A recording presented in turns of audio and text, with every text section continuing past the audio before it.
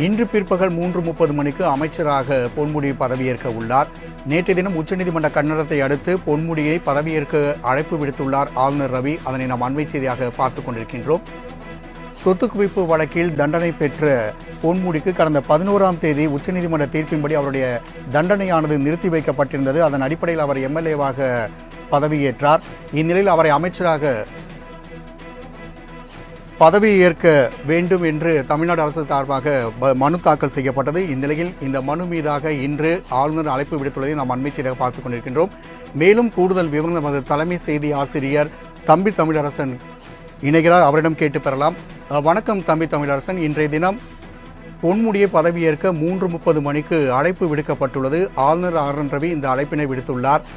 இந்த உச்சநீதிமன்ற கண்டனங்களுக்கு பிறகாக ஆளுநரின் செயல்பாடு என்பது தொடர்ச்சியாகவே இருந்து வருகிறது. இது குறித்து கூடுதல் விவரங்கள். ராம்குமார், மிக முக்கியமான ஒரு நகர்வாகவே இந்த அழைப்பு என்பது தேர்தல் காலத்தில் பார்க்க வேண்டியதாக இருக்கிறது. அமைச்சராக பதவியேற்பதற்கு பொன்முடிக்கு ஆளுநர் அழைப்பு விடுத்திருக்கிறார்.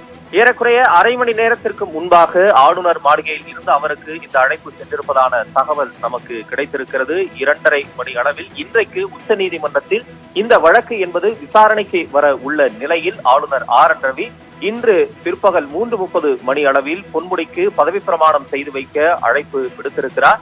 நேற்று உச்சநீதிமன்றத்தில் தமிழ்நாடு அரசு தாக்கல் செய்த மனு என்பது விசாரணைக்கு வந்தது நமக்கு நினைவிருக்கலாம். உச்சநீதிமன்ற தலைமை நீதிபதி சந்திரசூட் மிக காட்டமான கருத்துக்களை ஆளுநர் ஆர்.என். ரவி மீது வைத்திருந்தார்.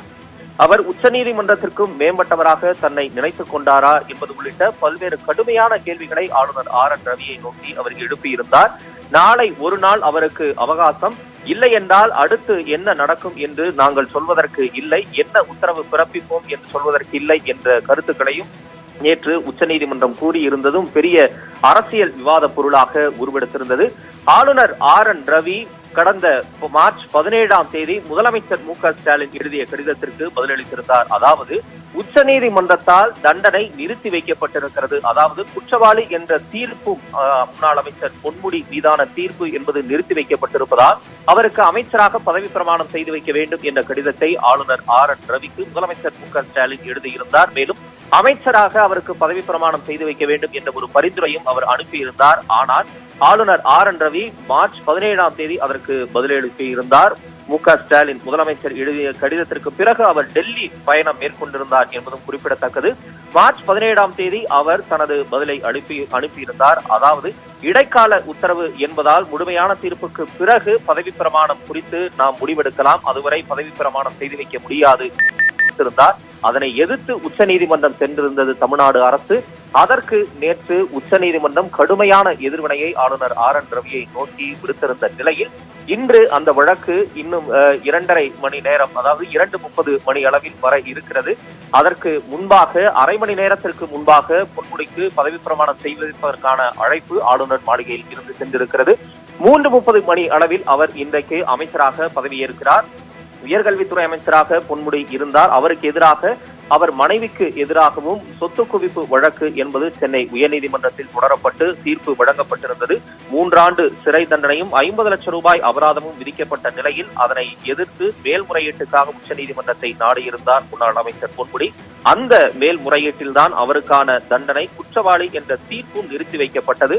அதற்கு பிறகும் அமைச்சராக அவருக்கு பதவி பிரமாணம் செய்து வைக்க ஆளுநர் மறுத்ததை எதிர்த்து உச்சநீதிமன்றத்தை தமிழ்நாடு அரசு நாடியிருந்தது.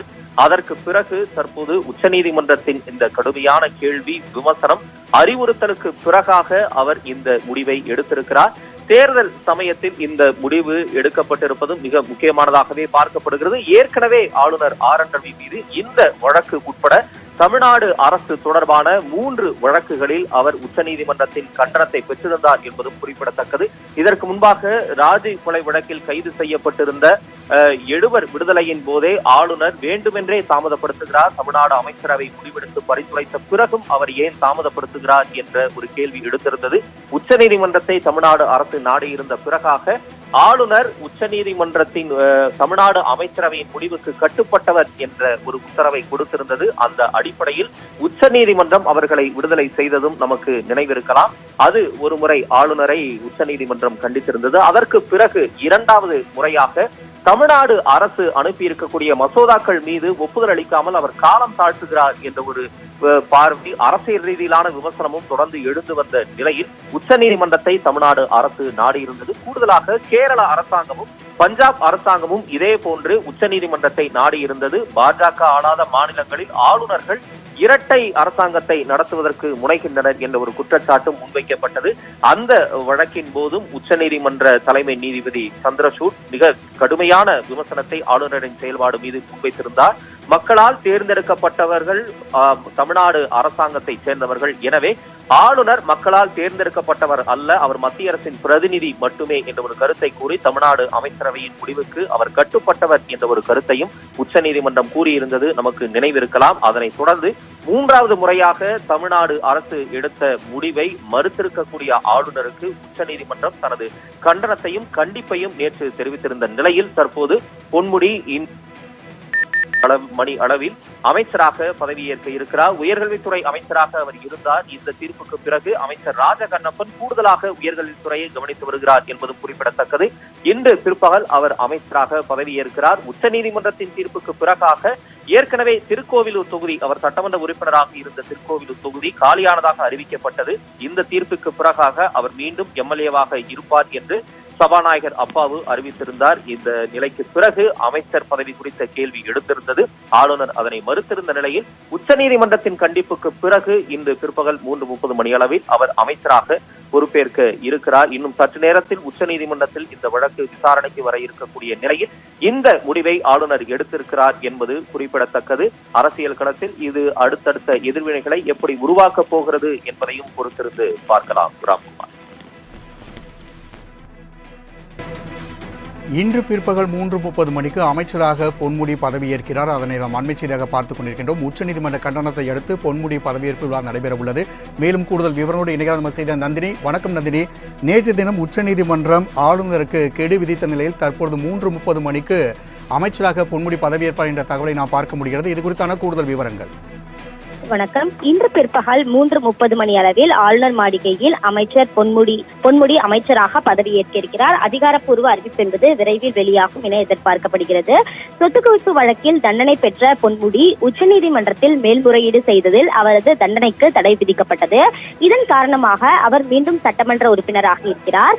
பொன்முடி சட்டமன்ற உறுப்பினராக வந்திருக்கக்கூடிய நிலையில் அவரை மீண்டும் அமைச்சராக்க முடிவு செய்துள்ள முதலமைச்சர் மு.க.ஸ்டாலின் ஆளுநர் ஆர்.என். ரவிக்கு கடிதம் எழுதியிருந்தார். ஆனால் அந்த கடிதத்திற்கு ஆளுநர் மாளிகையிலிருந்து எந்த ஒரு பதிலும் வரவில்லை. டெல்லி பயணத்தை முடித்துக் கொண்டு சென்னை திரும்பிய ஆளுநர் ஆர்.என். ரவி இன்னும் பொன்முடியை அமைச்சராக்க பதவி ஏற்க வரும்படி அழைப்பு விடுக்கவில்லை. இந்த நிலையில்தான் பொன்முடி அமைச்சர் பதவி விவகாரத்தில் ஆளுநர் ஆர்.என். ரவிக்கு எதிராக உச்சநீதிமன்றத்தில் தமிழ்நாடு அரசு மனு தாக்கல் செய்திருந்தது. இந்த மனு தொடர்பான விசாரணையின் போது முன்னாள் அமைச்சர் பொன்முடிக்கு பதவி பிரமாணம் செய்து வைக்க மறுத்த தமிழ்நாடு ஆளுநருக்கு உச்சநீதிமன்றம் நேற்று சரமாரியாக கேள்வி எழுப்பியிருந்தது. ஆளுநரின் செயல்பாடுகள் மிகவும் கவலை அளிக்கும் விதமாக இருப்பதாக தலைமை நீதிபதி கருத்து தெரிவித்திருந்தார். 24 மணி நேரத்திற்குள் சாதகமான தகவலை தெரிவிக்காவிட்டால் தமிழ்நாடு ஆளுநருக்கு உச்சநீதிமன்றமே உத்தரவிட நேரிடும் எனவும் எச்சரிக்கை விடுக்கப்பட்டிருந்தது. ஆளுநருக்கு காலக்கெடு விடுக்கப்பட்ட நிலையில்தான் இன்று பிற்பகல் 3:30 மணிக்கு திமுக சட்டமன்ற உறுப்பினர் பொன்முடி மீண்டும் அமைச்சராக பதவியேற்க இருப்பதாக தற்போது அண்மை தகவல் வெளியாகியிருக்கிறது. சென்னை கிண்டியில் இருக்கக்கூடிய ஆளுநர் மாளிகையில் பொன்முடி அமைச்சராக பதவியேற்க இருக்கிறார். தமிழ்நாடு ஆளுநர் ஆர்.என். ரவி பொன்முடிக்கு அமைச்சராக பதவி பிரமாணம் செய்து வைக்க உள்ளதாகவும் தெரிவிக்கப்பட்டிருக்கிறது. இதற்கான அதிகாரப்பூர்வ அறிவிப்பு என்பது இன்னும் சற்று நேரத்தில் வெளியாகும் எனவும் எதிர்பார்க்கப்படுகிறது.